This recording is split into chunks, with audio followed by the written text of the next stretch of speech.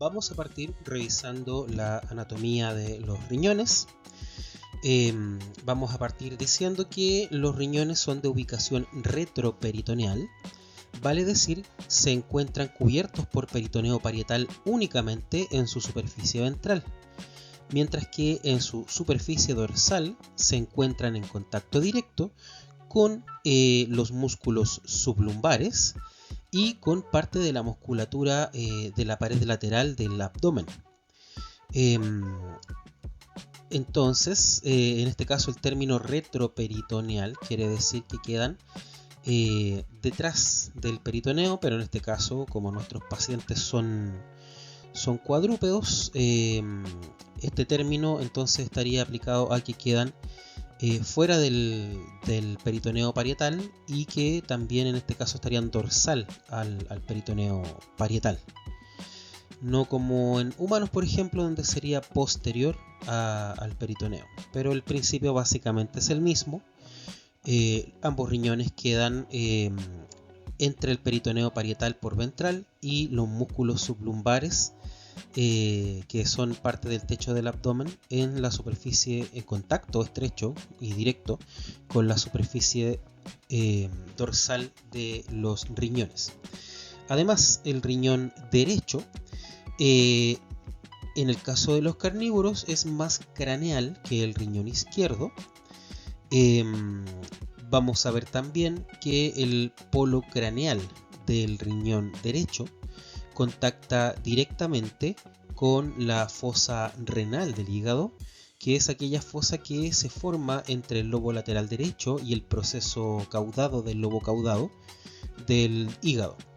Estando la fosa renal del hígado y el polo craneal del riñón derecho unidos mediante el ligamento hepatorrenal. Además, el riñón izquierdo es un poco más caudal que el riñón derecho.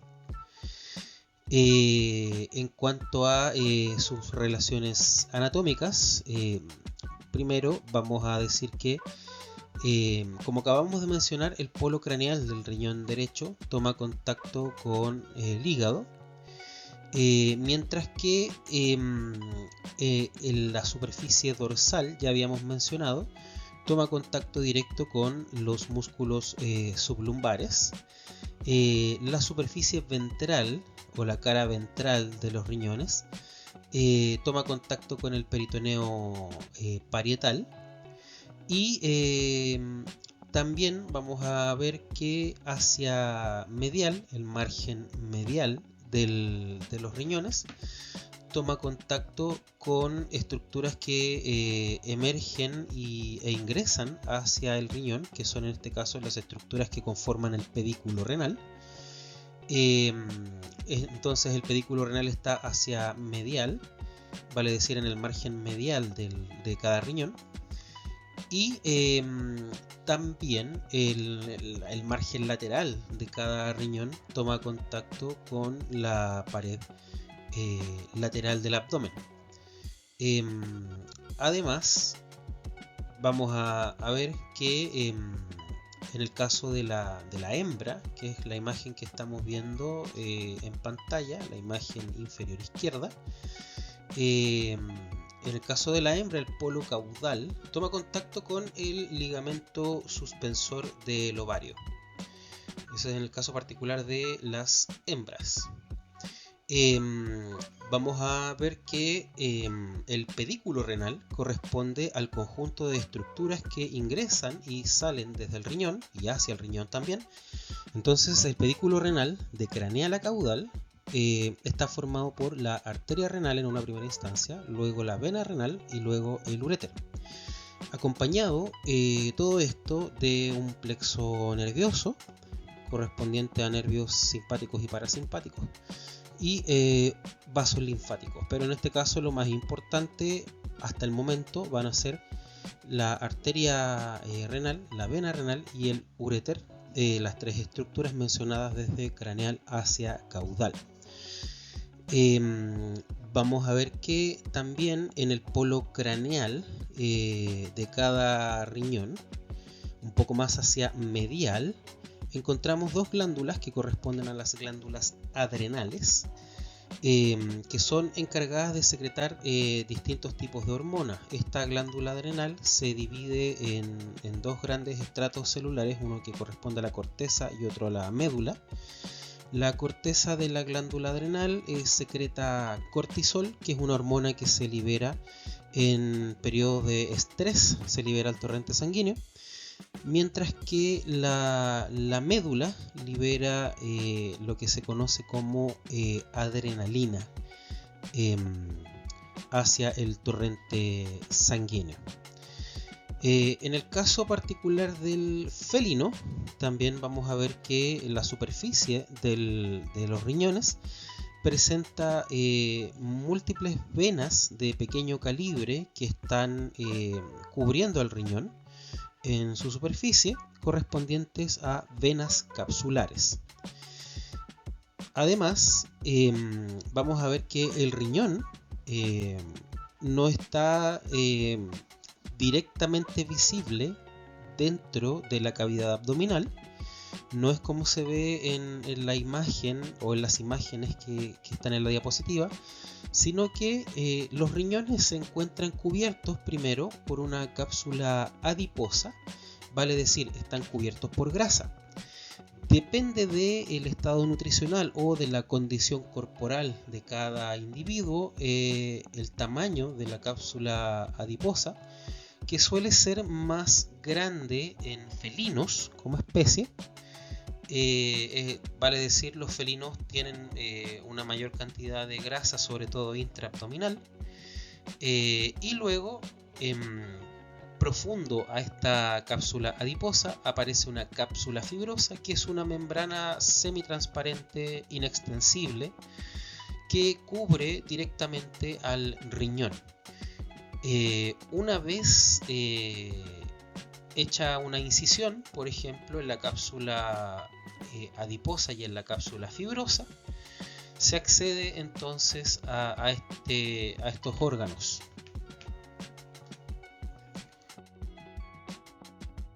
Una vez que ya tenemos entonces el riñón despejado de su cápsula, despojado de su cápsula adiposa y cápsula fibrosa, nos encontramos con el órgano propiamente tal. Por ejemplo, en la imagen de abajo aparece la cápsula fibrosa todavía cubriendo el riñón, sin embargo tiene un corte longitudinal donde se pueden ver las distintas capas de estos estratos que presenta entonces el riñón de forma interna, donde aparece una primera capa que corresponde a la corteza, lugar donde se encuentran los glomérulos, que son pequeños ovillos o acúmulos de vasos sanguíneos muy delgaditos, donde se produce la primera filtración de la sangre para producir, en este caso,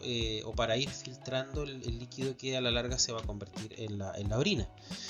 Luego, un poquito más profundo de la corteza, nos encontramos con la médula, que se divide en distintas pirámides. Entonces, por ejemplo, acá vemos 1, 2, 3, 4, 5, 6 pirámides en la imagen. Y la sumatoria de las pirámides forma entonces la médula. Cada pirámide tiene una base, vale decir, cada pirámide obviamente va a ser en una forma primaria triangular, con su base. Acá estamos haciendo con color rojo, voy a cambiarlo a un color amarillo para que se note mejor. Con color amarillo la base de la pirámide y el vértice de la pirámide, que estaría entonces mirando hacia el pedículo renal. Entonces cada vértice, vale decir cada punta de la pirámide, recibe el nombre de papila renal. Además, vamos a ver que inmediatamente profundo a la médula se encuentra la pelvis renal. La imagen de arriba tiene la pelvis renal aislada del riñón, separado. O sea, si yo tomo, por ejemplo, la pelvis y la dejo sola y la muevo hacia arriba de la diapositiva, vas a tener esta forma que presenta entonces en la imagen. Ahora, considerar que la pelvis renal está obviamente entonces dentro del riñón y corresponde por definición a una dilatación del uréter dentro del riñón. Entonces, por definición, la pelvis renal es la dilatación del uréter dentro del riñón. La pelvis renal presenta varias columnas renales, que son estas proyecciones que se desprenden desde la pelvis renal en dirección hacia la corteza. Entonces, por ejemplo, acá podemos ver cómo la pelvis renal presenta 1, 2, 3, 4, 5, 6, 7 columnas renales en esta imagen. Cada columna renal se proyecta hacia la corteza y se proyecta entre las pirámides renales. A su vez, cada depresión que hay entre las columnas se denomina receso pélvico. Entonces, una pirámide que es parte de la médula renal presenta una base y un vértice. Este vértice se denomina papila renal. Entonces, cada pirámide se ubica entre dos columnas renales y la papila renal toma contacto directo con el receso pélvico. Entonces vamos a ver que cada pirámide contiene el sistema de conductos o de túbulos que están dentro del riñón. Entonces, ya una vez filtrada la sangre en la corteza donde está el glomérulo, todo el resto de los conductos, los túbulos contorneados proximal y distal y el asa de Henle y el túbulo colector, están ubicados en gran parte, ¿cierto?, en la médula renal, y ya este túbulo colector o todos estos túbulos colectores confluyen en una papila renal para pasar hacia la pelvis. Entonces vamos a ver nosotros que dentro de la pelvis renal hay múltiples orificios microscópicos por donde va desembocando cada túbulo colector hacia la pelvis renal, y ahí se va acumulando entonces la orina producida en la pelvis renal y luego ya va hacia el uréter para esa orina entonces ir acumulándose desde el uréter hacia la vejiga urinaria. En la imagen superior derecha de la diapositiva aparece un corte transversal de un riñón donde se puede ver exactamente lo mismo. Se ve la cápsula fibrosa rodeando, adherida a la corteza renal. Luego se ve la médula y luego de la médula renal aparece entonces la pelvis renal. Recordar que cada proyección, en este caso esa proyección y esa proyección, son columnas renales, y vamos a ver que la médula se proyecta hacia el riñón producto de la proyección de los túbulos colectores hacia la pelvis renal, y en la orina, una vez que se acumula en la pelvis renal, vamos a ver que se empieza entonces a desplazar por los uréteres hacia la vejiga urinaria. Además, si ustedes se fijan acá, entre el uréter y la pelvis hay un espacio, puesto que acá no hay conductos o no hay una conexión entre el lumen de la pelvis renal y el riñón, sino que la conexión está directamente en los recesos pélvicos y en la cresta renal. Ahí está la conexión que ocurre entre el riñón y la pelvis, pero por el contorno de la pelvis renal se produce solo un espacio. Ese espacio se llama seno renal. Normalmente es un espacio virtual, quiere decir que es un espacio conceptual solamente, que no existe en realidad, puesto que se encuentra relleno por grasa. Y luego ya se ve entonces el uréter saliendo entonces hacia caudal en dirección a la vejiga urinaria.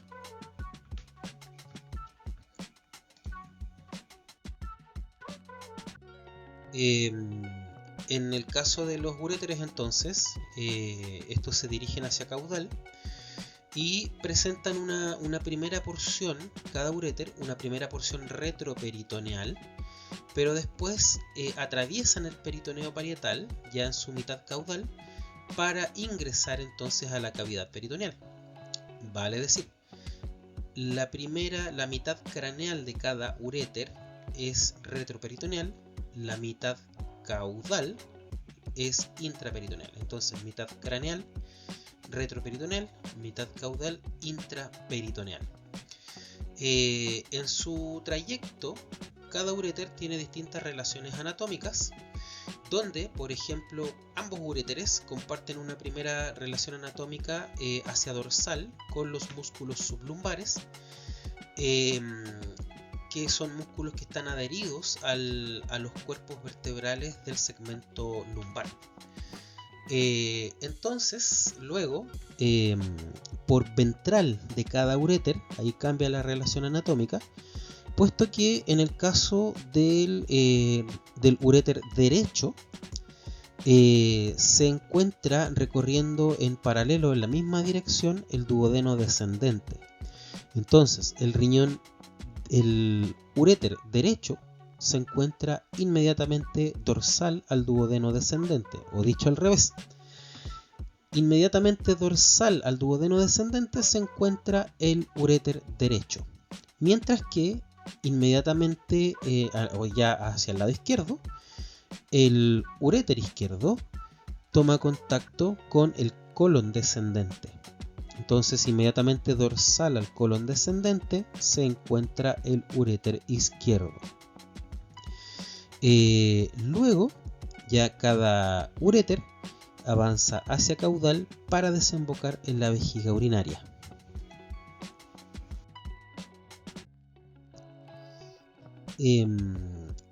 Además, bueno, esta es básicamente la misma imagen que vimos anteriormente, solo que está en un tamaño más grande y con la traducción de cada nombre en esta imagen. Acá entonces vemos cómo cada uréter, en este caso el uréter derecho y el uréter izquierdo, desembocan en la vejiga urinaria. Acá en esta imagen la vejiga urinaria se tuvo que desplazar o rechazar hacia ventral para poder ver la superficie dorsal de la vejiga, puesto que los uréteres desembocan en la vejiga urinaria en su superficie dorsolateral. Entonces acá vemos en la imagen una vejiga urinaria de macho canino, tanto por dorsal, en la imagen de la izquierda, como por ventral en la imagen de la derecha.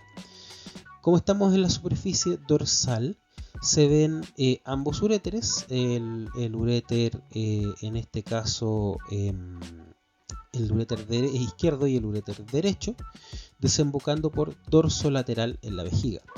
La vejiga urinaria se divide en tres grandes segmentos: un vértice, que es este borde libre que queda orientado hacia craneal, un cuerpo, que es la parte más grande de la vejiga, y el cuello, que es ya la parte más estrecha, que va a terminar desembocando en la uretra. Entonces la vejiga urinaria se separa en vértice, cuerpo y cuello. A nivel del cuello de la vejiga urinaria, por dorso lateral, desembocan ambos uréteres. En este caso, como esta es una imagen de un macho, también se le agregan los conductos deferentes que vienen desde los testículos, y estos conductos deferentes desembocan a nivel desembocan en la uretra, atravesando entre comillas esta glándula sexual accesoria que se encuentra rodeando la uretra, que se denomina próstata.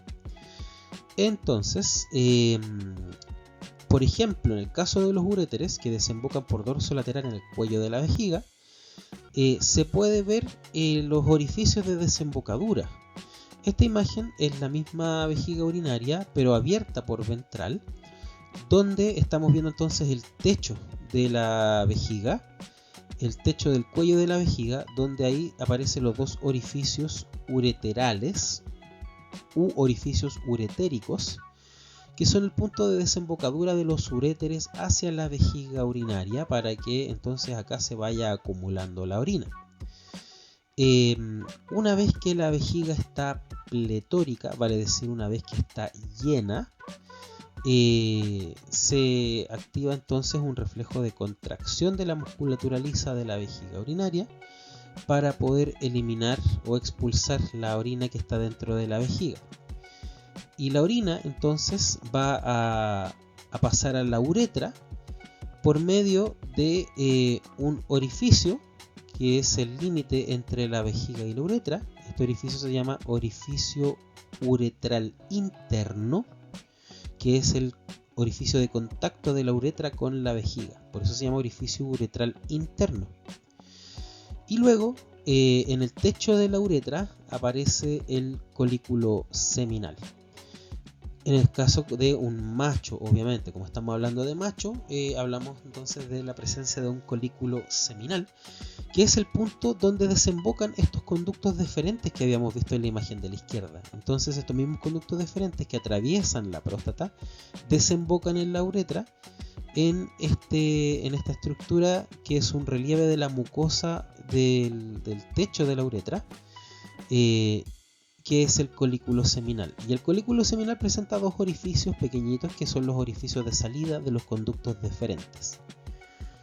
Entonces, por ejemplo, se habla de una estructura denominada trígono vesical, que es un triángulo que se arma entre los dos orificios uretéricos, y el colículo seminal. Entonces ese triángulo va a conocerse también como el trígono vesical. Lo rayé primero con negro, ahora lo voy a rayar con amarillo a ver si se nota un poquito más. Ahí está el trígono vesical. Luego, entonces la uretra también está rodeada por músculo uretral, que es entonces el encargado de cortar el flujo de la orina de forma voluntaria. Vamos a ver también que ya después la uretra, dependiendo, por ejemplo, en el caso del macho la uretra es más larga, en el caso de la hembra la uretra es más corta, pero en ambos casos el orificio de salida de la uretra hacia el exterior, hacia el ambiente, se denomina como orificio uretral externo. Entonces, si había un orificio uretral interno que era la desembocadura de la vejiga en la uretra, tenemos el orificio uretral externo, que es el orificio de desembocadura desde la uretra hacia el ambiente. Acá en esta imagen, este es un corte transversal de una cavidad pélvica de una hembra canina, donde se ve por dorsal la primera vértebra caudal. Por ventral se ven los dos músculos rectos abdominales. Se ve entonces el cuerpo del ilion en la superficie lateral. Y se ve entonces la cavidad pélvica. Dentro de la cavidad pélvica se puede ver, por ejemplo, el recto con el pliegue de peritoneo que une el techo del abdomen con este órgano, y este pliegue de peritoneo lleva una arteria, por lo tanto va a ser el mesorrecto. Se ve también el útero, recordad que esta imagen es de una hembra, se ve el útero con parte entonces del ligamento ancho, que es en este caso un pliegue de peritoneo. que también es un meso. El ligamento ancho en el caso del útero se compone de 3 mesos. En este caso el que estamos viendo acá es el mesovario, y es el que entonces, el mesometrio, que es el que transporta la irrigación, vale decir, lleva vasos sanguíneos desde las paredes abdominales hacia el cuerpo del útero.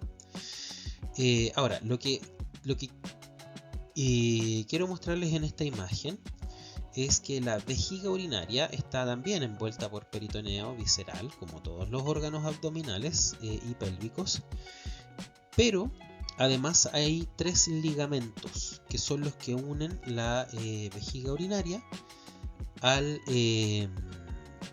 la pared lateral del abdomen, donde primero son en este caso los ligamentos laterales de la vejiga urinaria, o también denominados ligamentos alares.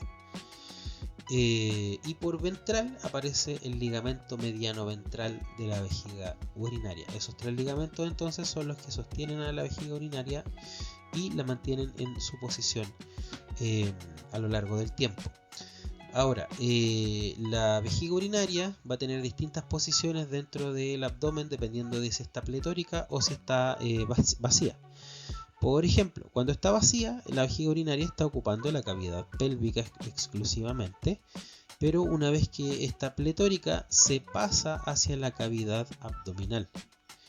Entonces, la vejiga urinaria, cuando está vacía, está solo en la cavidad pélvica, y luego cuando se va llenando, va avanzando hacia craneal, ocupando entonces espacio de la cavidad abdominal. Esta imagen es un corte sagital del tracto reproductivo o de la cavidad pélvica de un macho canino, donde se puede ver, por ejemplo, el colon descendente. Hacia la entrada de la cavidad pélvica ya se ve el recto. Se puede ver parte de la cavidad pélvica con el peritoneo parietal. Acá hay recesos de peritoneo parietal. Tenemos el receso, este receso se denomina como fosa pararectal. Tenemos un receso entre el recto y la vejiga urinaria que se llama receso rectogenital, puesto que también toma contacto con la próstata. Y vemos también el receso pubovesical, puesto que toma contacto entre el pubis, que es este hueso que tenemos acá en la imagen, y la vejiga urinaria, que está un poquito más craneal. Se puede ver entonces un corte sagital además en la vejiga urinaria. Se puede ver el conducto deferente como atraviesa la próstata y desemboca entonces en el colículo seminal en el techo de la uretra. Se ve también como la uretra está envuelta por la próstata, y la próstata desemboca en la uretra por medio de múltiples conductos muy pequeñitos, microscópicos, donde en este caso la función de la próstata es liberar líquido seminal. Después, cuando estemos hablando ya de reproductor macho, vamos a ver que los testículos son los encargados de producir los espermatozoides o los espermios, mientras que las glándulas sexuales accesorias son las encargadas de producir el líquido seminal, que es el componente líquido del semen que no contiene espermios. Entonces, vale decir, el semen se divide en 2 fracciones: la fracción de espermios y la fracción de líquido seminal. Entonces los testículos aportan los espermios, mientras que las glándulas sexuales accesorias aportan el líquido seminal. Vemos entonces en el caso del macho canino, donde la uretra en una primera instancia está rodeada por la próstata, luego la uretra sigue hacia caudal. Toda esta primera porción se denomina uretra pélvica, y la uretra pélvica tiene una porción prostática, que es la que está envuelta en la próstata, y una porción preprostática, que es la que está en el resto de la cavidad pélvica. Y ya de ahí, una vez que la uretra pélvica ingresa en el pene, acá vemos parte de la raíz del pene, por lo tanto acá ya estamos dentro de la uretra peneana, que es la segunda porción de la uretra, que es la que ya también, una es la que forma esta curva que está en la raíz del pene, y también forma el orificio de salida hacia el ambiente, el orificio uretral externo. Entonces obviamente también vemos el orificio uretral interno, que es el punto de unión entre la vejiga urinaria y la uretra. Vemos la próstata, ojo con la próstata, que como relación anatómica vamos a ver que la próstata se encuentra inmediatamente ventral al recto. Entonces en el caso del macho canino, como en todos los machos, después de cierta edad la próstata empieza a aumentar de tamaño, como en el caso del humano, por ejemplo, después de los 40 años aproximadamente la próstata empieza a aumentar de tamaño, pero en primates, incluyéndonos a nosotros también, humanos, la próstata crece hacia la uretra. Por lo tanto, cuando hay una hiperplasia prostática, vale decir cuando la próstata aumenta de tamaño producto del aumento de número de células dentro de la próstata, el patrón de crecimiento es hacia la uretra, por lo tanto se impide el flujo de orina, entonces produciéndose complicaciones para la micción, complicaciones para orinar. Mientras que en el macho canino el patrón de crecimiento de la próstata es hacia afuera, por lo tanto no afecta el flujo de orina, pero sí afecta las deposiciones, puesto que la próstata en el macho canino, cuando comienza a crecer, empieza a comprimir el recto y evita entonces que las deposiciones pasen del colon descendente al recto y por ende sean eliminadas. Es por eso que en el caso de pacientes con hiperplasia prostática benigna o con algún tipo de neoplasia prostática, vale decir de tumor prostático, vemos que estos pacientes presentan un signo clínico denominado tenesmo, que es la dificultad para producir deposiciones.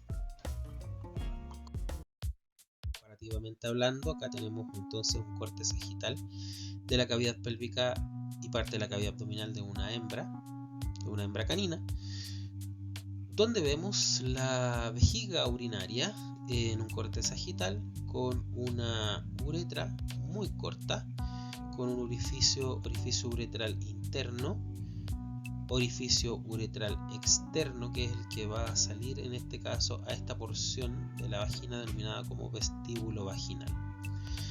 Entonces vemos que también la uretra va inmediatamente dorsal, en el caso de la hembra va inmediatamente dorsal a la sínfisis isquiopubiana, no así en el caso del macho, donde la uretra pasaba por dentro de la próstata. Entonces acá la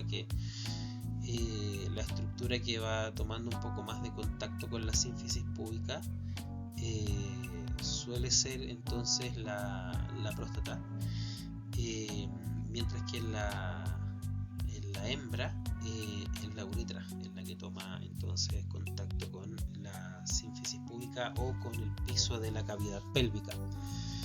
Vemos también como el tracto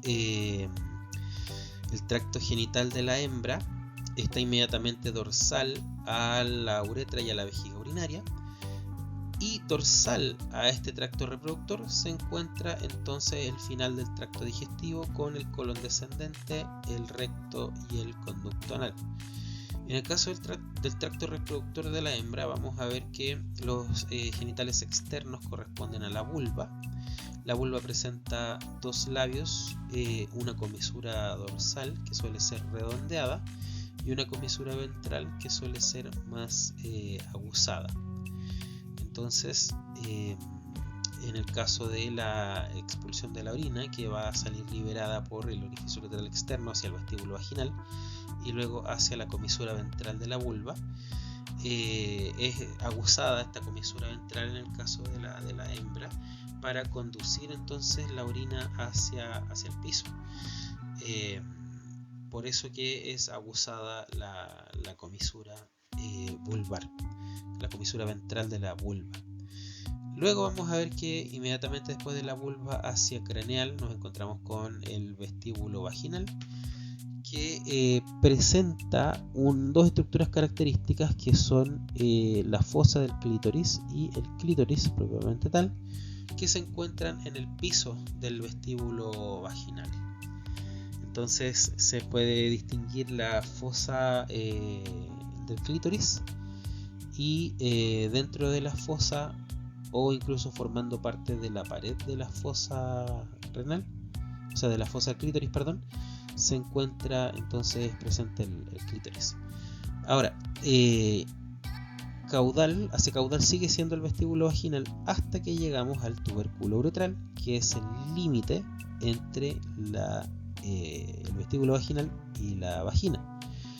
El vestíbulo vaginal entonces tiene como estructura más caudal y final el tubérculo uretral, inmediatamente ventral al tubérculo se encuentra entonces el orificio uretral externo. Normalmente el orificio uretral externo o el tubérculo uretral suele ser una complicación al momento de poner una sonda uretral en el caso de la hembra, puesto que hay que ubicar primero el tubérculo uretral y moverse hacia ventral de esta estructura para poder ingresar. Luego del vestíbulo vaginal, ya una vez pasando el tubérculo uretral, nos encontramos ya en la vagina.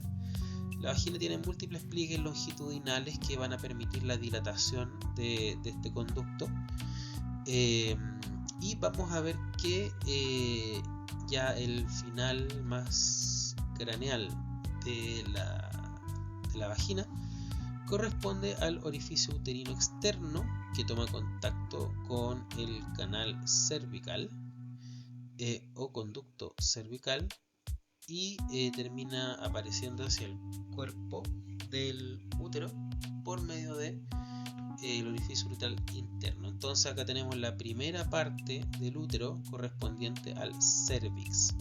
El útero se compone de tres partes: de caudal a craneal por cervix o cuello uterino, luego el cuerpo, que es cortito, cuerpo uterino, y vemos entonces acá solamente el cuerno uterino. En la presente imagen se observa la región perineal de un canino macho, la imagen de la izquierda, mientras que la derecha es una imagen similar de la región perineal de un canino macho. Sin embargo, se hizo un corte transversal a nivel de la raíz del pene y a nivel de la uretra pélvica. Ya habiendo revisado el tracto urinario, habiendo pasado por riñones, uréteres, vejiga y uretra, ahora corresponde revisar el sistema reproductor del macho. Es por eso que en estas primeras imágenes se observan músculos asociados al pene, que son aquellos encargados de fijar o de unir el pene a los huesos coxales, sobre todo al isquion.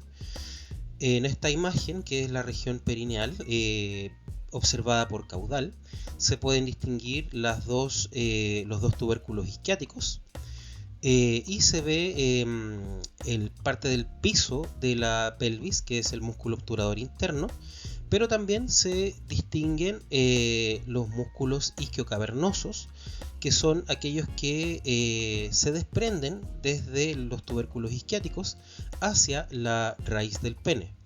También se distingue el músculo retractor del pene, que en el caso de carnívoros emerge desde las fibras musculares del músculo esfínter anal externo, y desde ahí aparece entonces el músculo retractor del pene. Además, en esta imagen aparece un músculo muy pequeñito, que es el músculo isquiouretral, que es homólogo en cuanto a su posición al músculo isquiocavernoso, con la única diferencia de que este músculo va a fijarse a la uretra en la entrada en su entrada hacia la raíz del pene.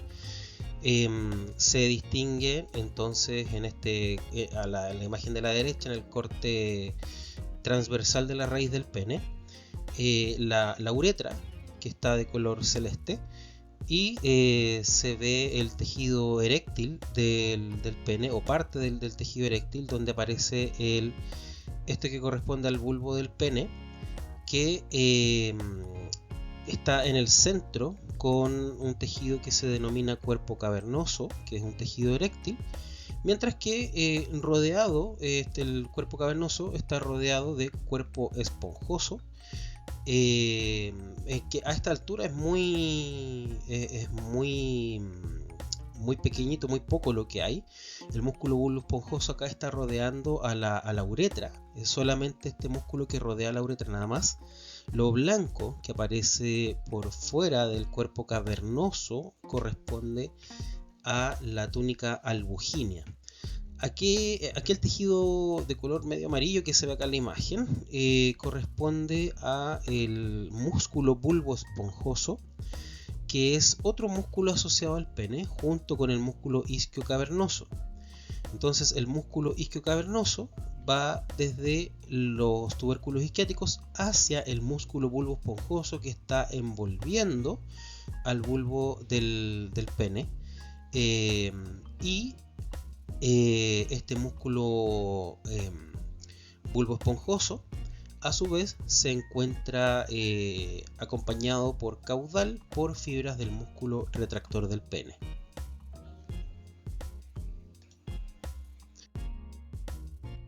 En esta imagen se ve un corte sagital de pene de canino. Aparece la base del pene, que sería lo homólogo a la raíz. En la raíz del pene, en este caso, se ve entonces el bulbo del pene, que es esta estructura más bien semiesférica, donde se ve entonces su composición en base a este bulbo del pene, entonces, que está compuesto por este tejido que se denomina como cuerpo esponjoso, que va rodeando a la uretra. Luego aparece el músculo, el cuerpo cavernoso, que está acompañando por caudal a la uretra. Acá en este corte no se alcanza a evidenciar muy bien el cuerpo cavernoso, por lo menos en el bulbo del pene. Se ve el músculo bulbo esponjoso. Acá en este caso, este músculo bulbo esponjoso que está rodeando al bulbo del pene, y se ven fibras del retractor del pene. Ya un poquito más hacia craneal, ya en el cuerpo del pene, aparece el tejido eréctil correspondiente al cuerpo cavernoso. Sigue el cuerpo esponjoso rodeando a la uretra, avanzando hacia craneal, siempre rodeando a la uretra, y luego el cuerpo esponjoso que está rodeando a la uretra, una vez que está ya dentro del glande. Acá en el glande, en los caninos, es bastante largo. Está el cuerpo esponjoso, siempre va rodeando a la uretra, y vamos a ver que también el cuerpo cavernoso va a estar en este caso por dorsal a la uretra.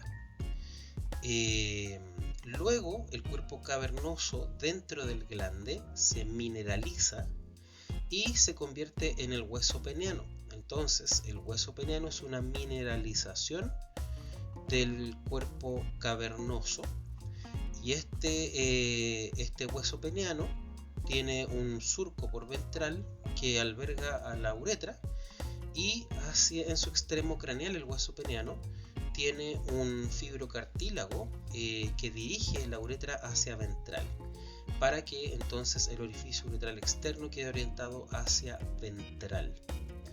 Se ve también, por ejemplo, en el caso del glande, habíamos dicho que era largo en el caso de los caninos. Vemos que tiene dos porciones, el bulbo del glande, que es una porción más bien esférica, mientras que la porción larga del glande es alargada, y es la que entonces presenta este fibrocartílago dirigiendo la uretra hacia ventral. Entonces, a grandes rasgos, el pene se divide en una raíz que presenta el bulbo del pene, el cuerpo, que tiene por dorsal el cuerpo cavernoso y por ventral la uretra con el cuerpo esponjoso, y el glande, que se divide en bulbo del glande y porción larga del glande. El glande presenta el cuerpo cavernoso mineralizado correspondiente al hueso peneano. Presenta cuerpo cavernoso también, pero rodeando al hueso peneano, y se ve entonces la uretra además pasando ventral al hueso peneano, rodeada por cuerpo esponjoso. Ahora, los cuerpos esponjosos y cavernosos, el cuerpo esponjoso y el cuerpo cavernoso, son tejido eréctil del pene, y la erectabilidad del pene de los carnívoros se clasifica como músculo cavernosa. Esto quiere decir que son tejidos con pequeñas cavidades internas que se llenan de sangre, y eso hace que este tejido se dilate, y lo que produce entonces la erectabilidad del pene. Existe otro tipo de clasificación que se aplica a rumiantes, a cetáceos por ejemplo, y también a cerdos, que es una erectabilidad tipo fibroelástica, y esa se da básicamente por el estiramiento del tejido debido a la pérdida de una flexura que se llama flexura sigmoidea. Pero en este caso esto no se ve en los carnívoros, solo en los carnívoros se ve estos tejidos eréctiles que se llenan de sangre. Entonces este tipo de erectabilidad se denomina músculo cavernosa. Ahora, en esta imagen hay un corte transversal con la letra A, luego otro con la letra B, otro con la letra C, otro con la letra D y otro con la letra E. Entonces, en la siguiente diapositiva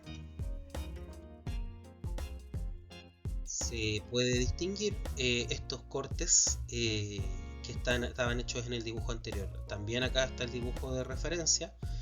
Por ejemplo, acá se ve el corte A, que está hecho en la raíz del pene, en el bulbo del pene. Se ve la uretra un poco más craneal. Se ve la uretra rodeada con cuerpo cavernoso. Se ven los cuerpo esponjoso, los cuerpos cavernosos, el músculo bulbo esponjoso y el músculo retractor del pene. A nivel de B, vale decir, esto ya es un corte entre el cuerpo y la raíz del pene.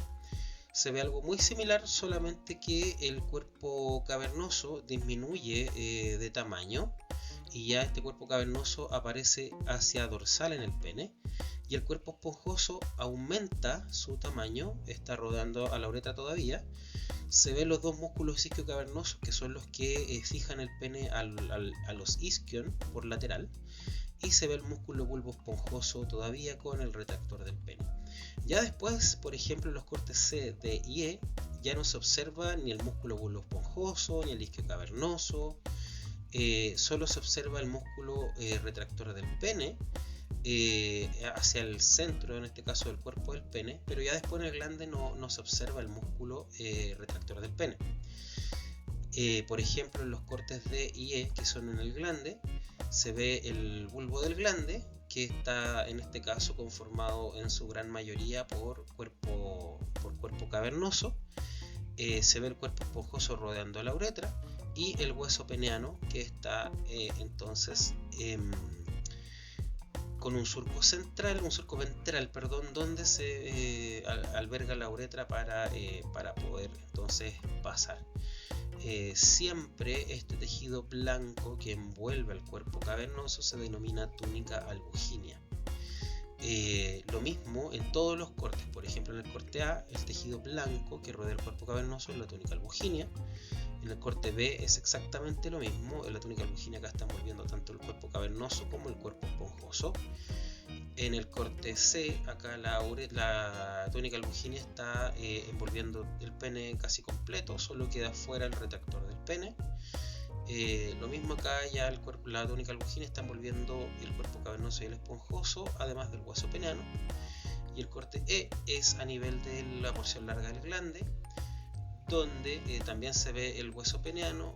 Con la uretra por ventral se ve la porción larga del glande, que está conformada por cuerpo cavernoso, y en el centro, además del hueso peneano, por ventral la uretra rodeada de cuerpo esponjoso. Acá hay una imagen del hueso peneano, donde a la derecha de la pantalla es caudal, a la izquierda de la pantalla es craneal, hacia arriba es dorsal y hacia abajo de la pantalla es ventral. Hay distintos cortes transversales, hay dos cortes transversales hechos a nivel del hueso peneano, una en su base y otra en el cuerpo, mientras que el vértice del hueso peneano está acompañado por un fibrocartílago, que era el que habíamos dicho que iba a dirigir la uretra hacia ventral. Recordar que el hueso peneano tiene un surco uretral, que es el surco que va por ventral para alojar a la uretra. Luego, también en el caso del macho, se puede distinguir atravesando la pared muscular del abdomen el anillo inguinal profundo, que es este orificio de tejido blando que se forma entre los músculos de la pared abdominal. Entre el músculo transverso abdominal y el oblicuo abdominal interno se forma entonces el anillo inguinal profundo. Luego este anillo inguinal profundo se comunica con el conducto inguinal, y este conducto inguinal sale hacia el exterior por el anillo inguinal superficial, que se forma entre el músculo oblicuo abdominal interno y oblicuo abdominal externo. Entonces se forma este conducto para el paso de las estructuras que se dirigen hacia el testículo o que salen del testículo y van hacia el tronco. Entonces, por ejemplo, vamos a ver que hay distintas estructuras que pasan por este conducto inguinal hacia el testículo, y todas estas estructuras se denominan en conjunto como funículo espermático o cordón testicular. Este funículo espermático o cordón testicular está conformado por la arteria testicular, la vena testicular. Esto va acompañado de un plexo nervioso y de vasos linfáticos. Y además se observa en este funículo espermático el conducto deferente con su propia arteria y su propia vena deferenciales. Entonces, si hacemos una lista de las estructuras que componen el funículo espermático, sería la arteria testicular, la vena testicular, plexo nervioso, vasos linfáticos, conducto deferente, arteria deferencial y vena deferencial. Entonces, a su vez, todas estas estructuras están envueltas por peritoneo. El peritoneo que envuelve a estas estructuras se va a denominar mesofunículo. Que va a hacer este mesofunículo, se va a proyectar en dos puntos distintos. Una primera proyección interna una proyección de peritoneo termina envolviendo a la arteria y la vena testicular con los vasos linfáticos y los nervios. Ese peritoneo que envuelve a esas estructuras en particular se denomina mesorquio, que es el peritoneo que envuelve a la arteria y la vena testicular, junto con los nervios, o el plexo nervioso y los vasos linfáticos. Mientras que la segunda proyección de peritoneo, que envuelve al conducto deferente con la arteria deferencial y la vena deferencial, se denomina como mesoducto deferente o mesodeferente. Todas estas estructuras, como habíamos mencionado anteriormente, estaban envueltas por peritoneo, y ese peritoneo es el que se denomina como mesofunículo. Acompañando al mesofunículo, adherido al mesofunículo, viene un músculo que se llama músculo cremaster, que es un músculo alargado que básicamente deriva de la musculatura del abdomen. Ahí después vamos a ver específicamente de qué músculo deriva, pero básicamente el músculo cremaster lo que hace es traccionar al funículo espermático y al testículo para acercar el testículo hacia el tronco, principalmente debido a estímulos dolorosos, o también debido a disminución de temperatura, aunque eso está mediado principalmente, en su mayor parte, por una túnica de tejido que envuelve al testículo, que está en el saco escrotal, que se llama túnica Dartos. Esa túnica está compuesta de tejido muscular liso, y frente a cambios de temperatura, a baja de temperatura, esa túnica se contrae y acerca el testículo al tronco, mientras que el músculo cremaster reacciona principalmente frente a estímulos dolorosos para acercar el testículo al tronco. Entonces, acá en esta imagen se ve el músculo oblicuo abdominal interno, no, perdón, este es el músculo transverso abdominal, y se ve entonces la salida del funículo espermático y su conexión con el testículo. Recordar las estructuras que forman el funículo espermático, el pliegue de peritoneo en este caso que lo envuelve, que está lo que estamos viendo acá, que corresponde al mesofunículo. Recordar que el mesofunículo se divide en dos, en el mesorquio y en el mesodeferente, cada uno envolviendo estructuras específicas.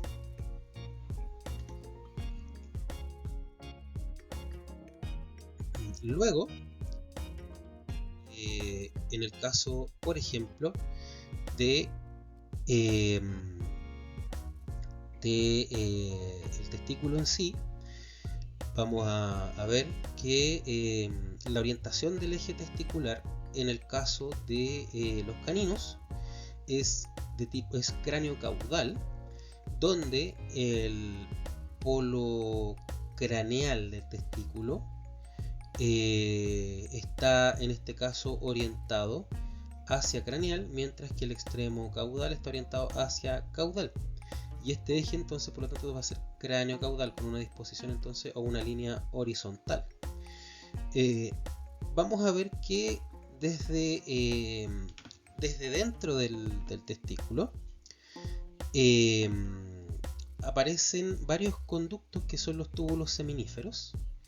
Estos túbulos seminíferos confluyen todos hacia el centro del testículo en un conducto central interno que se denomina como mediastino testicular, que es un conducto central o una red de conductos centrales en realidad, que están en disposición craneocaudal también, y estos conductos salen desde el testículo hacia este conducto más grande que se llama epidídimo.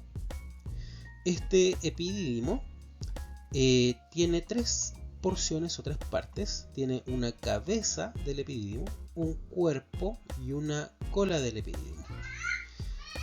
Estas tres estructuras están en un margen del testículo que se llama margen epididimario. El margen epididimario del testículo, en el caso de los caninos, se orienta hacia dorsal, mientras que el margen libre se orienta hacia ventral. El polo craneal del testículo va acompañado de la cabeza del epidídimo, y acá puede observarse cómo una red de venas están rodeando, en este caso, a la arteria testicular que no se ve en la imagen. Sin embargo, la arteria testicular, si bien no se ve acá, está rodeada por este plexo venoso que se denomina plexo pampiniforme, que es esta red venosa que está envolviendo a la arteria testicular. Este plexo pampiniforme es lo mismo que la arteria y la vena testicular contenidos dentro del mesorquio, y a su vez el mesorquio está contenido dentro se clasifica dentro del funículo espermático, y este funículo espermático está envuelto por el mesofunículo. La función de este plexo pampiniforme básicamente es el control de la temperatura testicular, puesto que la espermiohistogénesis, que es la síntesis de los espermios dentro del testículo, no tiene un funcionamiento óptimo más allá de los 36 grados Celsius. Entonces, por lo tanto, si el testículo, en el caso de los mamíferos, estuviera intraabdominal, la espermiohistogénesis se vería afectada y no funcionaría de manera óptima. Sin embargo, es por esto que el testículo se ubica afuera del tronco, y a su vez tiene un sistema de control de temperatura correspondiente al plexo pampiniforme, que es básicamente la sangre arterial de la arteria testicular que va a ingresar al testículo. Como tiene una mayor temperatura, va siendo enfriada por la sangre venosa que viene desde el testículo en este plexo pampiniforme, en este plexo venoso, y el calor de la arteria testicular, el calor de la sangre de la arteria testicular pasa hacia las venas que envuelven a la arteria, pasan por un tipo de traspaso de calor que se denomina por conducción. Entonces el calor testicular, el calor de la arteria testicular se disipa por conducción desde la arteria hacia las venas que están formando el plexo pampiniforme.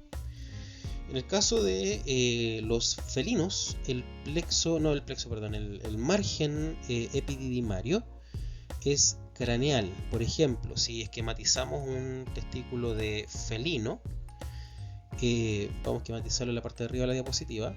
Por ejemplo, si el felino está mirando hacia la derecha de la pantalla, vale decir, es igual que acá en los testículos de canino, es que ya está en la imagen. Hacia la derecha de la pantalla es craneal, hacia la izquierda de la pantalla es caudal, hacia arriba es dorsal y hacia abajo de la pantalla ventral. Entonces, en el caso de los felinos, el eje testicular primero va en una posición más bien vertical.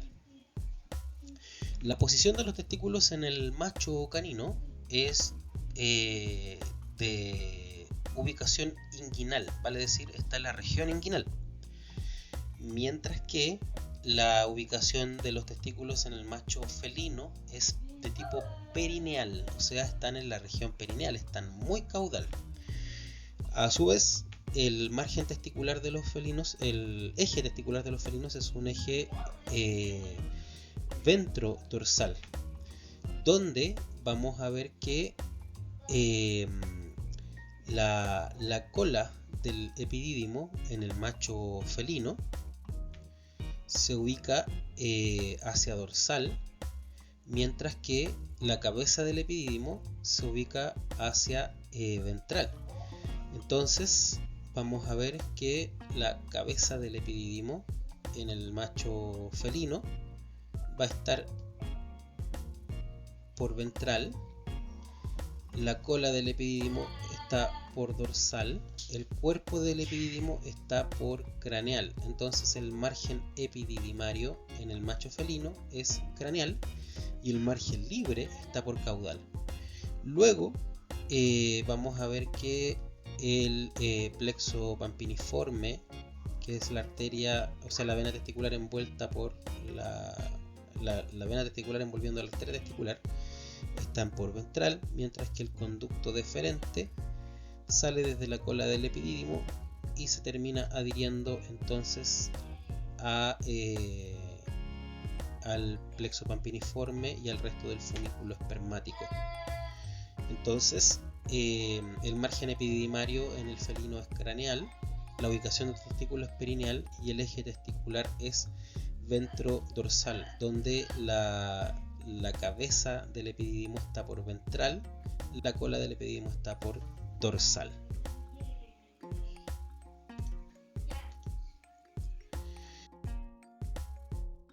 Eh, Acá se puede ver esta red de conductos interna en el testículo que se denomina como rete testis. La rete testis es la sumatoria de los túbulos seminíferos con el mediastino testicular con los conductos eferentes. Los conductos eferentes son aquellos que salen desde el testículo hacia la cabeza del epidídimo. Entonces, por ejemplo, acá vamos a poder ver, por ejemplo, obviamente acá no se ven los túbulos seminíferos que son microscópicos. Vamos a ver entonces que obviamente están esquematizados acá de color amarillo.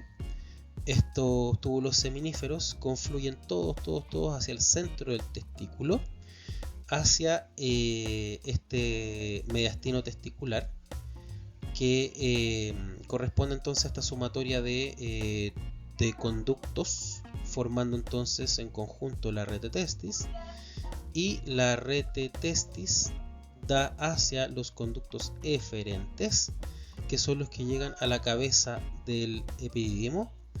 Y luego vemos entonces cómo la cabeza del epidídimo se continúa con el cuerpo, finalmente con la cola del epidídimo, y este se continúa con el conducto deferente que avanza hasta desembocar en la uretra.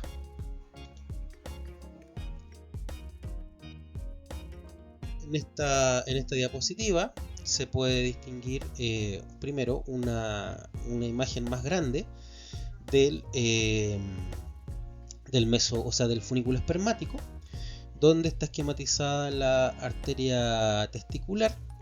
Obviamente acá faltaría las venas que forman el plexo pampiniforme, junto con el plexo nervioso y los vasos linfáticos. Recuerden que todo esto está envuelto por peritoneo denominado mesorquio. Se ve el conducto deferente. Este conducto deferente faltaría agregarle acá la arteria deferencial y la vena deferencial. Todo eso está envuelto por el mesodeferente. El mesorquio con el mesodeferente se contactan y forman entonces el mesofunículo, que es el peritoneo que conecta hacia todo el funículo espermático, y también corresponde a este peritoneo que envuelve a todo el funículo espermático completo. Luego se ve entonces el mesofunículo acompañado por el músculo cremaster, que era entonces el que acerca el testículo al tronco. Acá se ven distintas capas del saco escrotal. La capa más externa del saco escrotal obviamente es el escroto, que corresponde a la piel.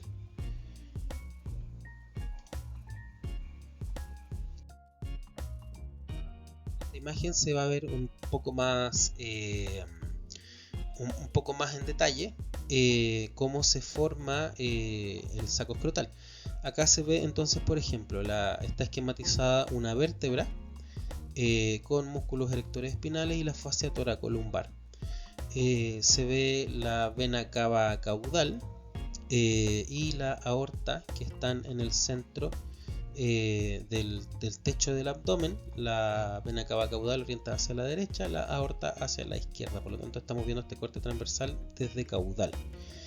Entonces aparece acá desde la aorta la arteria gonadal o testicular, que es la que va a terminar ingresando al testículo.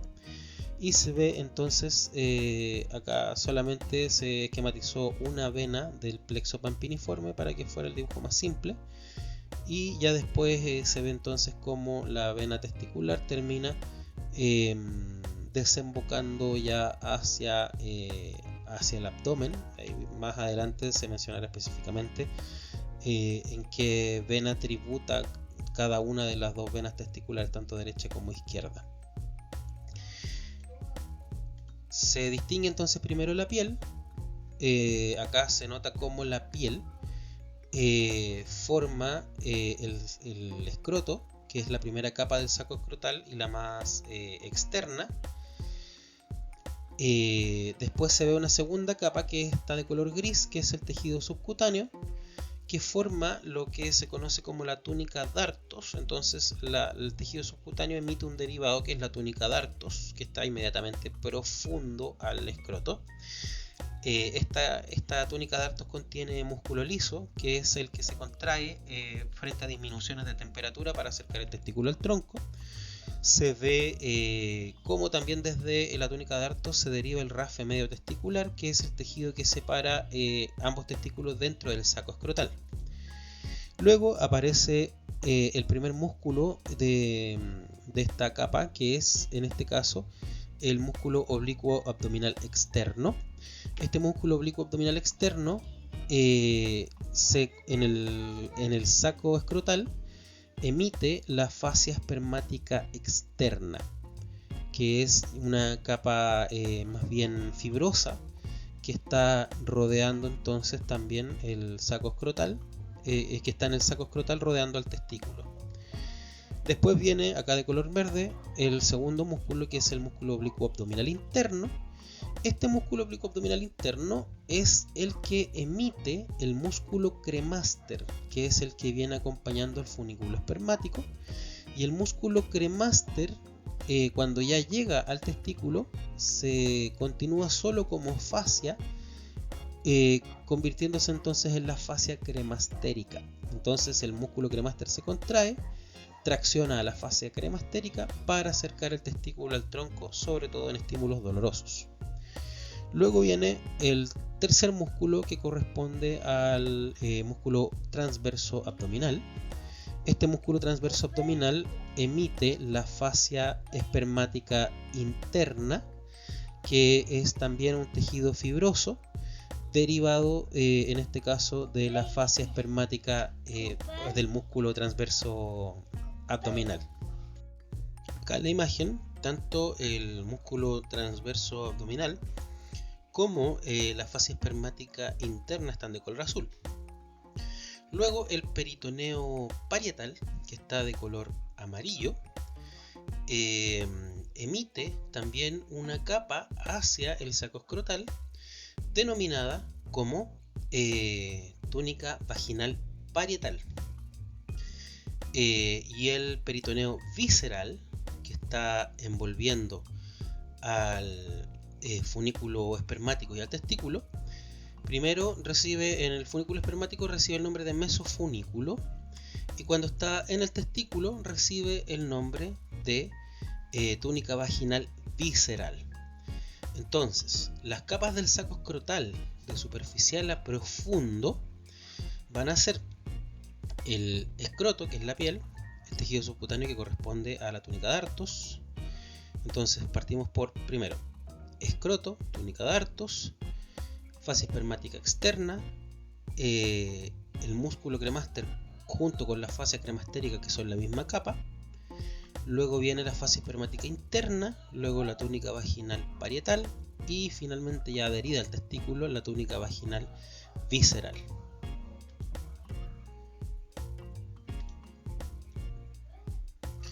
Obviamente acá por razones esquemáticas no se hizo el funículo espermático atravesando por la pared abdominal, pero recordar que el funículo espermático pasa por el conducto inguinal que atraviesa la pared abdominal.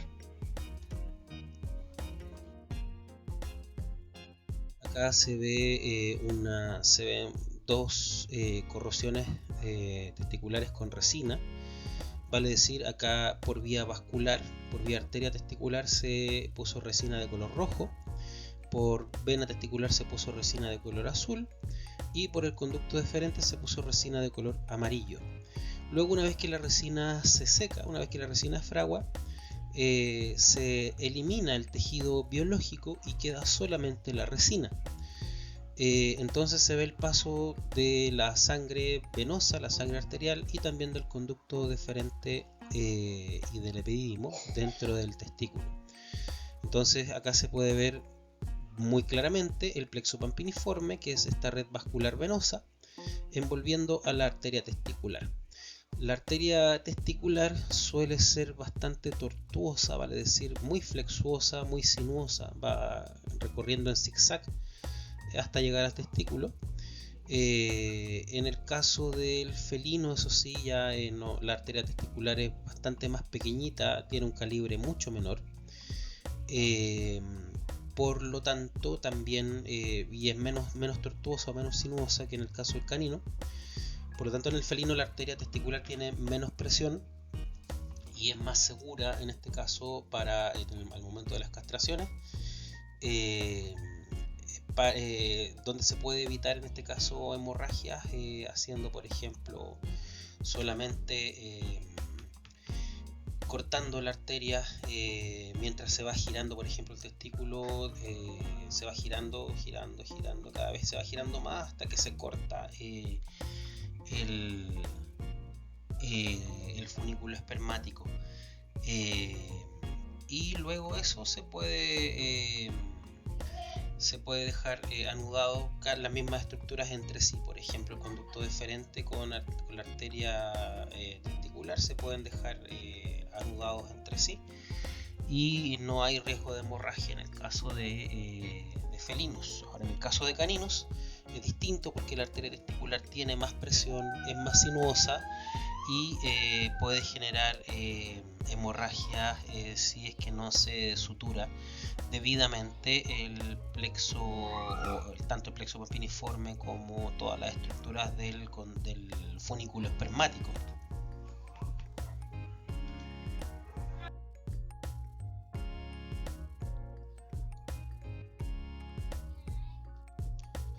En esta imagen se puede ver el descenso testicular. Está de forma gradual, donde se ve primero el escroto vacío y se ve el testículo en una posición intraabdominal. Se ve entonces en el extremo caudal del testículo, en el extremo craneal del testículo, se ve el mesofunículo, y en el extremo caudal, adherido a la cola del epidídimo, se ve este ligamento que es de peritoneo parietal, denominado como gubernaculum testi. Este gubernaculum testi es el ligamento que va traccionando el testículo hacia el escroto. Por ejemplo, en la siguiente imagen se puede ver este gubernaculum testi un poco más corto, que está ocupando más espacio dentro del escroto. Luego se ve como este gubernaculum entonces acerca el testículo hacia el conducto inguinal para hacerlo atravesar entonces ya definitivamente hacia el escroto. Recordar que cuando los testículos no descienden hacia el escroto, pueden quedar intraabdominales o en el conducto inguinal. Ese fenómeno se denomina como criptorquidismo.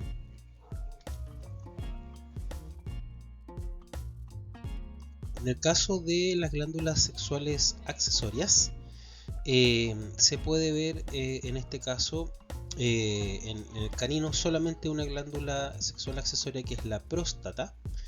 Acá en esta imagen es una imagen esquemática del tracto reproductor del macho, arriba el canino, abajo el felino. Con la letra C, la vejiga urinaria. Se ve la vejiga urinaria donde sale entonces hacia caudal la uretra. La uretra entonces en su primera porción pélvica, luego la porción peneana que tiene esta curva, y la uretra entonces pasando dentro del pene hasta emerger por el orificio uretral externo. Se ve el testículo con, en este caso, la cola del epidídimo. Desde la cola del epidídimo sale entonces el conducto deferente. Este conducto deferente ingresa al tronco y dentro del tronco da la vuelta para desembocar en la uretra por dorsal, atravesando primero la próstata.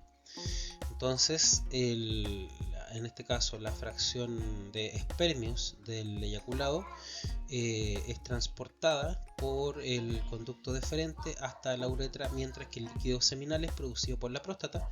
Ambos se mezclan y forman el semen, que es eyaculado entonces por la uretra. En la imagen de abajo se ve el tracto reproductor de un felino macho.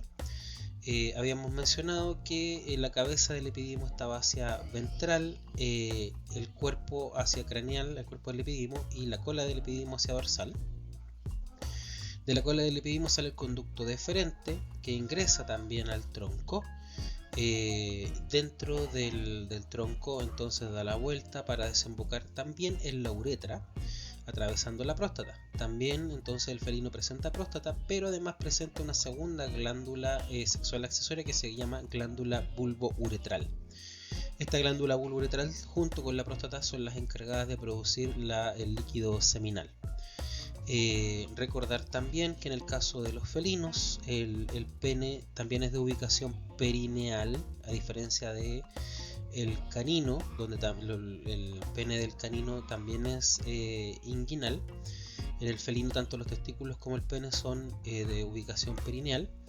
Además el felino en este caso presenta un glande muy pequeñito, y este glande en el felino presenta unas estructuras denominadas espículas, que son una especie como de espinas pequeñitas, que es de tejido cornificado, y estas espículas lo que producen en el tracto reproductivo de la hembra es la ovulación. Entonces en el caso de la hembra felina, la hembra felina es de ovulación inducida por las espículas del pene del macho. Habiendo revisado la anatomía del tracto reproductivo del macho, ahora corresponde revisar la anatomía del tracto reproductivo de la hembra. Desde caudal a craneal se divide en los siguientes segmentos. Primero aparece la vulva como genitales externos, luego el vestíbulo vaginal, más craneal la vagina, luego el útero, que se divide en 4 componentes, que son el cérvix, el cuerpo, los cuernos y la tuba uterina.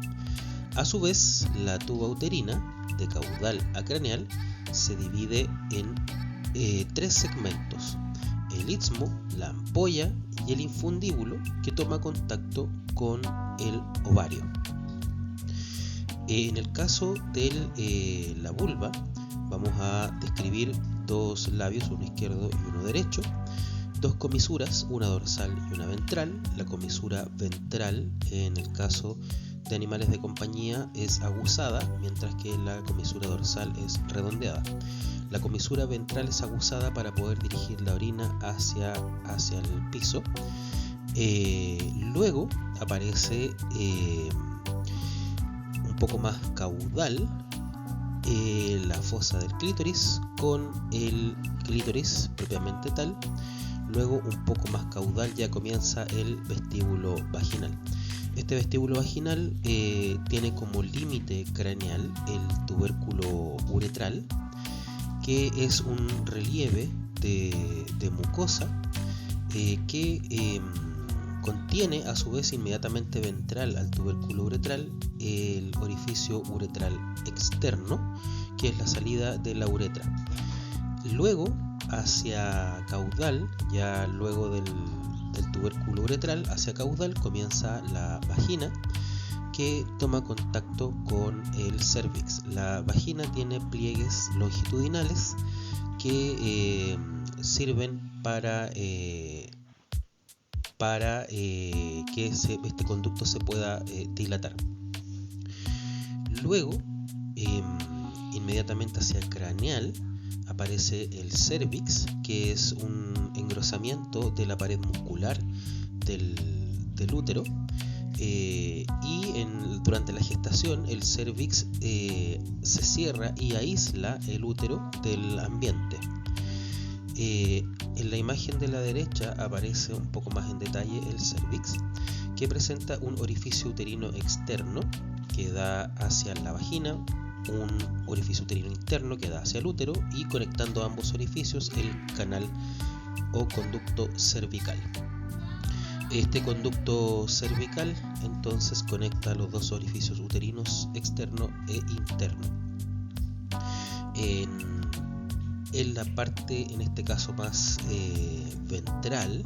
Este corte es un corte sagital, por lo tanto hacia la izquierda de la pantalla es ventral y hacia la derecha de la pantalla es dorsal. Vamos a ver que en el piso de la vagina, entre el piso de la vagina y el cervix, se forma un ángulo que se denomina como fornix, que es un saco ciego que está en el piso de la vagina, entre el piso de la vagina y el cervix. Luego, hacia craneal del cervix aparece el cuerpo del útero, que es en animales de compañía es corto, es pequeño, y luego aparecen los cuernos uterinos, que son los que presentan mayor desarrollo, debido a que tanto la implantación como la gestación se produce en los cuernos uterinos. Luego, los cuernos uterinos toman contacto con la tuba uterina, y la tuba uterina luego se continúa como el istmo, luego la ampolla, luego el infundíbulo, y este toma contacto entonces ahora con el ovario. Ya viendo un poco más en detalle la tuba uterina, se puede evidenciar en este caso los tres segmentos. Se ve entonces como el cuerno uterino toma contacto con la tuba uterina, específicamente con el infundíbulo, luego la ampolla, con el istmo, que es más delgado, luego la ampolla es un segmento más dilatado de la tuba uterina, y finalmente el infundíbulo, que es como una especie de embudo. Entonces este infundíbulo tiene forma de embudo, con su parte más ancha hacia el ovario y la parte más angosta hacia la tuba uterina. El orificio central que tiene el infundíbulo se denomina orificio abdominal de la tuba uterina, puesto que toma contacto hacia la cavidad abdominal, tomando entonces una distancia muy estrecha con el ovario para poder recibir entonces al ovocito, que es liberado desde el ovario. El infundíbulo presenta varios procesos digitiformes, o sea, estas como especies de líneas que se ven desde el centro hacia la orilla del infundíbulo. Estos procesos digitiformes reciben el nombre de fimbrias, que son como una especie de dedos que reciben al ovocito y lo llevan hacia el centro del orificio abdominal de la tuba uterina. Eventualmente, por ejemplo, existen distintos fenómenos como una gestación ectópica, por ejemplo, que por ejemplo podría ser porque eventualmente el ovocito salió de la tuba uterina en este trayecto. Puede que, por ejemplo, haya alcanzado a entrar a la tuba uterina y luego la tuba uterina lo termina expulsando una vez fecundado desde el infundíbulo hacia en este caso la cavidad abdominal. Vemos también luego del infundíbulo, también la tuba uterina se puede dividir en una tuba uterina ascendente y una tuba uterina descendente. La tuba uterina ascendente está por medial, la descendente por lateral, que es otra división que se puede hacer. Ahora, la división más formal, más específica, es el infundíbulo, la ampolla, que es la parte más dilatada, y el istmo, que es la parte más pequeñita. El istmo tiene salida hacia el cuerno uterino por medio del orificio uterino de la tuba uterina. Luego vamos a ver que el ovario a su vez también está envuelto por pliegues de peritoneo. A su vez, el útero también se encuentra envuelto por pliegues de peritoneo, que forman parte del ligamento ancho, que es un conjunto de mesos que unen tanto el útero como el ovario y la tuba uterina a las paredes de la cavidad abdominal y pélvica. Estos mesos corresponden a el mesometrio, que está envolviendo al útero completo. Por ejemplo, acá se ve parte del mesometrio que está unido al cuerno uterino. Luego aparece el mesosalpinx, que es el que se fija a la tuba uterina. Y luego el mesovario, que es el que une el ovario entonces a la pared abdominal. Además existen otros ligamentos que son pliegues de peritoneo también, pero que no llevan irrigación, como por ejemplo el ligamento propio del ovario, donde este ligamento propio del ovario está en el polo caudal del ovario y lo une con el cuerno uterino. Y luego hay un segundo ligamento que se llama ligamento suspensor del ovario, que se fija al techo de la pared abdominal, inmediatamente caudal al polo caudal de los riñones. Sin embargo, pasa muy relacionado con el polo caudal de los riñones, pero se fija al techo de la pared abdominal. Luego también, ahora en este caso, la irrigación del ovario va a venir por el mesovario, y muy relacionado con el ligamento suspensor, pero desde medial hacia lateral viene la irrigación. Y también en este caso los vasos sanguíneos que van a irrigar el útero vienen desde lateral hacia medial, desde caudal hacia craneal y de lateral hacia medial, y van muy adheridos entonces con el útero dentro del mesometrio. Además existe una estructura denominada como la bolsa ovárica. Esta bolsa ovárica se forma por la confluencia del mesosalpinx y del mesoovario. Ambos están superpuestos uno encima de otro, el mesosalpinx y el mesoovario están superpuestos encima uno de otro, y el ovario se va a enrollar con estas dos capas, y tanto el mesosalpinx como el mesovario van a terminar entonces formando la bolsa ovárica. Esta bolsa ovárica presenta una abertura, que es la abertura de la bolsa ovárica, que toma contacto directo con el infundíbulo.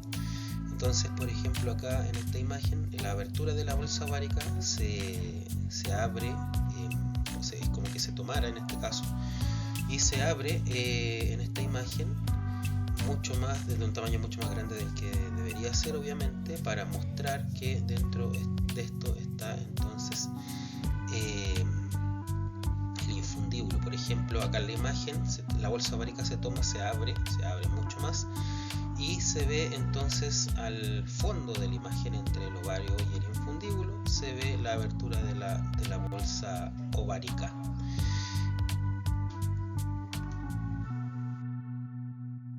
Acá entonces se puede ver de mejor forma los ligamentos o los mesos del útero y del ovario, que corresponden al ligamento ancho. Entonces el ligamento ancho se compone de mesometrio, que es este pliegue de peritoneo que se va acá de color blanco, que va por lateral. Los vasos sanguíneos vienen muy adheridos al útero, y se ve entonces como también el mesometrio.